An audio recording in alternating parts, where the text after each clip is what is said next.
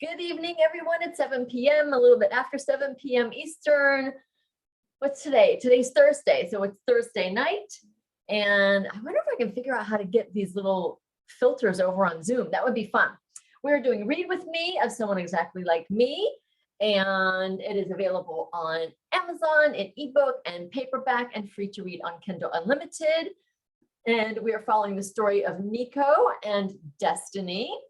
And it is a love story. It is a slow burn. They are friends to lovers. They spend some time in Los Angeles because he is a celebrity and he is wanting to take his career from Italy to the US, to Hollywood. And so they spend some time there, and they also spend some time in Italy, which is lots of fun. And then Destiny is a romance author whose career is in a little bit of a slump. She's kind of on a downturn and looking to kind of pick things up, and they meet, and Nico comes up with an idea, a deal per se, to help both of them out, and they go on this wonderful little journey together, and that is the book that we're reading.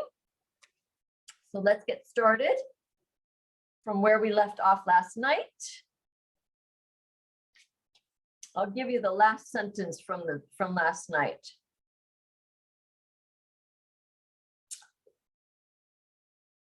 I'll give you the last paragraph. It'll make a little more sense that way. She looks back at me as the path opens wider. Already winded, I quicken my steps to walk beside her again. No, not officially anyways. She says, looking forward. Not officially, what does that mean? There's a guy I have dinner with from time to time. It's nothing serious. No, you just eat meals together. She chuckles. Yeah, pretty much. There's nothing physical. What kind of relationship is this?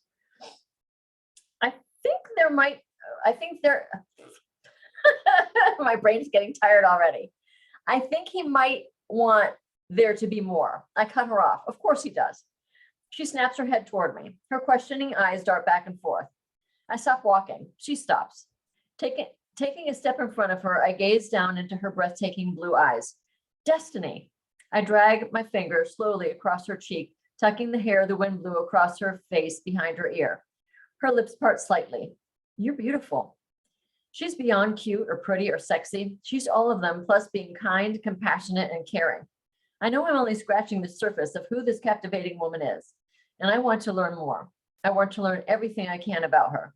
She ignores my compliment. She catches a breath and continues walking. It doesn't really matter because I don't want anything more.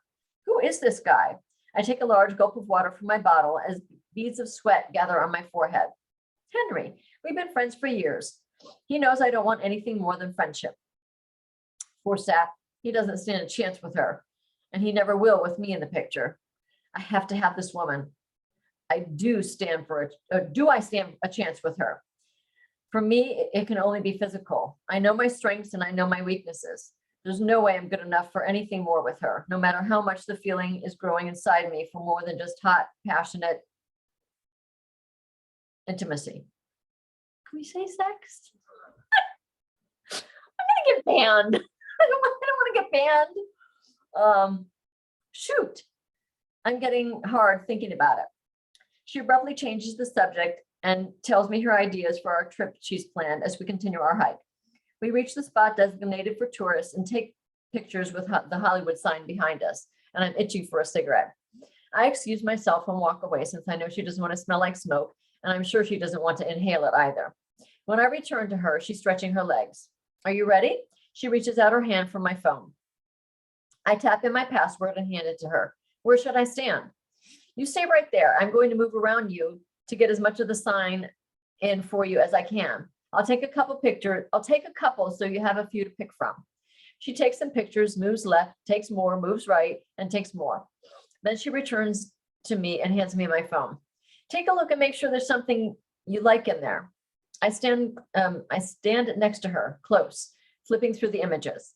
Yeah, these are good. I like them. You got some good ones. Thank you. Of course, now you can say you've been to the famous Hollywood sign. When she looks up at me, the sun sparkles in her eyes. Here, let's get one of us together, I say, putting my arm around her before she has the chance to decline. Oh, okay. I extend my arm and snap the camera several times. Her faint scent of vanilla enters my nostrils. Picking one of the best, I send it to her phone. Are you ready to head back down? She asked, taking a drink of water. After you. On our way back down the mountain, she continues telling me about different things to do in the area. Things we won't be doing together, but she still thinks I might enjoy. As we drive back to her house, I'm not ready for our day to end. For our day. I'm not ready to end our day together. She pulls into her driveway. Come on in quickly and I'll print out the itineraries for you. I follow her in and she takes off her shoes and socks. I do as well.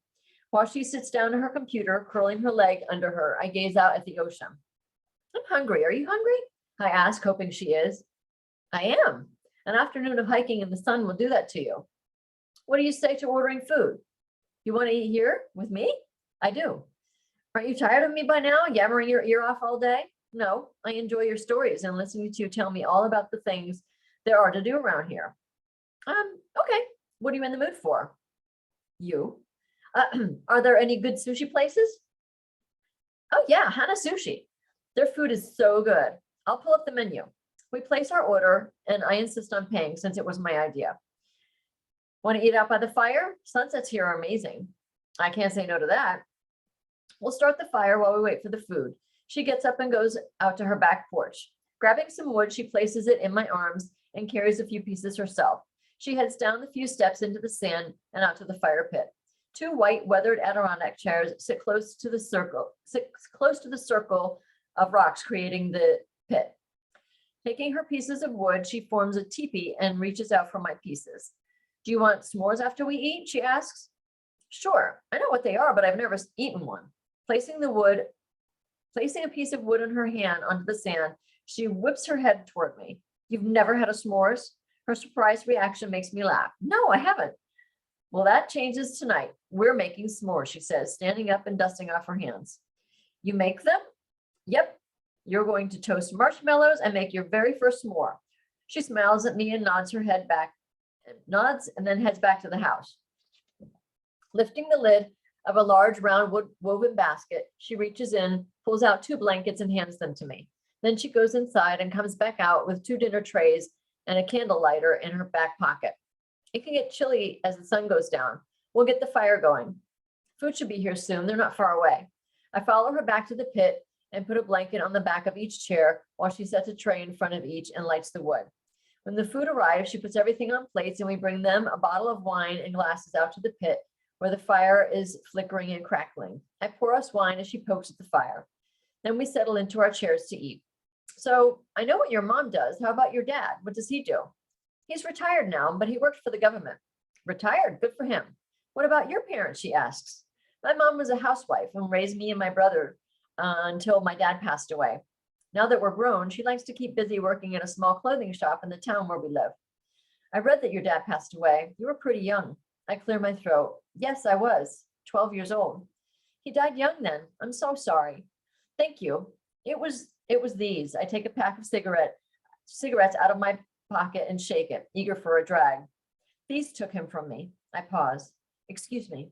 I get up from my chair, walk to the shoreline, and touch the flame of my lighter to the end of the cigarette. Taking a long drag, I watch the tip burn in toward me, a tiny, vibrant fireball. Half closing my eyes, I send the smoke down to my lungs, relaxing into the calm that spreads through my body. I exhale out my nose, watching the smoke curl and dance in front of the sun. Looking out to the horizon and the sun about to touch the edge of the water, my dad stands by my side, a ghost. The sun is a searing white, feathering out to a bright yellow, then fading into a softer daffodil yellow to tangerine and then orange. I watch so many sunsets with my dad after a day playing at the beach. If I stay still, I can almost feel him holding my small hand. Together, staring out at the waves as they mesmerize us. Placing the cigarette to my lips, I suck in my death, yearning for one more day with him, making sandcastles at the beach, one more sunset. The foamy water splashes onto my feet. I bend down and let it extinguish my cigarette. Help me, Dad. Dirty cigarette butt in my hand, I walk back toward Destiny. A different kind of peacefulness fills me as I watch her. She's not doing anything but eating, yet she makes me feel at peace. I toss the butt into the fire and sit back down in my chair to finish my meal. I'm sorry. Sorrow colors her soft voice. I didn't mean to pry about your dad. I wave my hand. No, it's okay. I hesitate. It's hard for me to talk about him. I understand, she pauses. I can't help but wonder, if smoking took your dad's life, don't you worry it will take yours? Where most people ask this question in such a malevolent way, her gentleness brings compassion to her curiosity. Every day, I confess. Have you ever thought about quitting? All the time. I've tried to quit a couple times. I put the last bite of sushi in my mouth. The desire is strong. It's so strong, it's unbelievable. It's a love-hate relationship. I hate knowing I'm killing myself. I hate the way I smell. I hate the way I'm exhausted after climbing a flight of stairs. I hate the addiction. Then I love the calm it brings me and the feeling that I can take on the world. And this is so stupid. I shake my head, but it makes me feel connected to my dad. Her lips tighten together as she nods. I laugh at how ridiculous I must have sounded. I know, it doesn't make any sense. You probably think I'm crazy. No, I don't think you're crazy. Tenderness wraps around her words. It sounds like you had a close bond with your dad, and even though you know it's going to kill you because it took him from you, doing it somehow makes you feel close to him still. The mind connects things in interesting ways. It's true. My smoking typically elicits judgment and criticism from most people. Destiny listens with an open heart, removing the shame I often feel when people ask me about it. Here's the thing, your mind is also powerful enough to break that connection. And you're the only person who can do that if you want to. Woof. With empathy and respect, she puts an imaginary mirror in front of me, reminding me that my habit, my addiction, is my choice. And I'm the only one who can change it. Are you ready for the first and most delicious s'more of your life? She stands up with a playful smile on her face. I am. I've seen pictures of them, and I'm excited to make my first one with her. We gather our dishes and bring them inside. She opens a cabinet in her kitchen and takes out a glass jar filled with marshmallows, chocolate bars, and another glass container filled with graham crackers. She hands both glass containers to me, opens a drawer, takes out 2 long silver forks on wooden handles. Before going back out, she grabs 2 paper towels, 2 paper plates, and turns on some music. When we get back out to the fire pit, the flames of the fire have died down. The fire is perfect now for roasting our marshmallows. She sets down on her tray the things that she was carrying and turns the tray to the side of her chair. Then she turns mine to the side of mine, and I set down the containers. Here, she tugs her chair closer to the fire. Pull your chair closer. I pull my chair closer to the fire and closer to her. She prepares our plates by snapping the crackers into, then placing half chocolate bar on one of the halves. Taking one of the long silver forks, she pulls on the end of it, extending it to 3 times its length. Whoa, you're serious about your s'mores. I chuckle, reveling in how cute she is. Oh, s'mores making is a very serious thing in these parts. She smiles and winks at me, then slides a marshmallow on the tip of one of the forks and hands it to me, then sits down. Sliding another onto her, she holds it toward the fire. Now, the genius of these s'more sticks is that you can rotate your stick by the base. She demonstrates by twisting the wheel at the bottom of the wooden handle. Okay, how do you know when it's done cooking?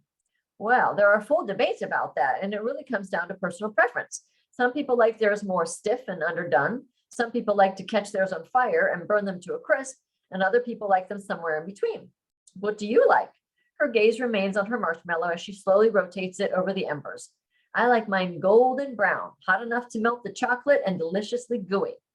I sit quietly and watch her. The lyrics from the song Breaking Me float softly through the air from her house. The sun dips further into the ocean, casting its glow on her fair skin. Nico! The alarm in her voice startles me from my trance. My marshmallow is on fire. I pull it from the pit and wave my stick wildly, sending the marshmallow flying into the sand.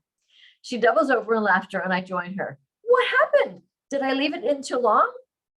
She tempers her laughter. Yes, you torched the poor thing. Weren't you watching it? Yes. No, I don't know. It happened so fast, I chuckle. This really is an art. We'll go one more page. She withdraws her stick from the embers and puts a plate in her lap. She taps at her marshmallow, sucking in quick bursts of air as she pulls away her fingers. She lays the marshmallow down on top of the chocolate bar, takes the other half of the graham cracker, puts it on top of the hot marshmallow, and slides the fork out.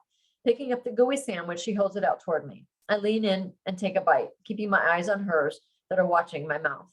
The crunchiness of the graham cracker, the hot gooey marshmallow, and the melting chocolate are pure bliss in my mouth. Oh my God, I roll my eyes. I've been deprived my entire life. This is amazing. She giggles, right? Heavenly. Heavenly, I say, taking the rest of the s'more into my mouth from her fingers. She slides another marshmallow onto the long fork and hands it to me. Give it another try, she says, taking the blanket from the back of her chair and laying it on top of her legs. We roast our marshmallows, listening to the music. This time, I keep my attention on my marshmallow and toast it to perfection. The sun dips farther into the ocean, barely lighting the sky that's turning different shades of red as it sinks.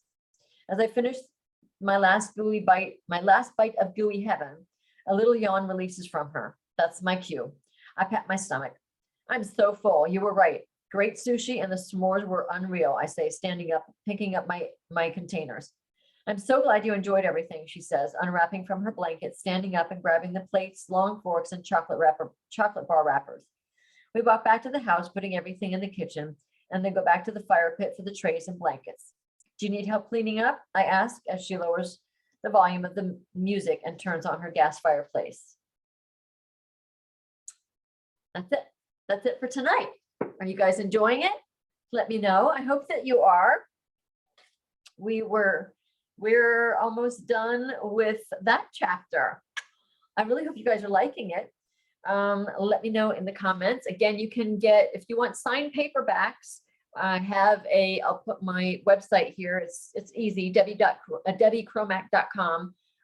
They are $15 in, including shipping in the US, and international, we would have to figure it out, but I have a sign up on my website. It's on my homepage at the bottom and on the book reviews page at the bottom. So I will put that link for you guys here. Thank you for joining me, and I will catch you tomorrow night.